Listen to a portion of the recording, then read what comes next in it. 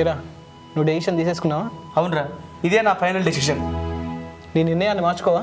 కూర్చునే లేదు. ఇవాళ నేను ఫ్యామిలీ ప్లానింగ్ ఆపరేషన్ చేయించుకుంటున్నాను. డాక్టర్ అపాయింట్మెంట్ కూడా తీసేసుకున్నాను రా. ఈ విషయం మీ ఆవిడకి తెలుసా? ఒరే ఇంకా నయ్యం రా, దాన్ని తెలిస్తే కుదరనిస్తుందా? అరే తను లేనప్పుడు నువ్వు ఇలా చేయడం చాలా తప్పురా. అయినా నీకున్నది ఒక్కగానొక్క బాబు, ఇంకొక్కసారి ట్రై చేయి, చక్కగా ఆడపిల్ల పుడుతుంది కదరా. రే నాకు ఒక పిల్లడు చాలురా, నాకు టైం అయింది, నేను వెళ్ళాలి.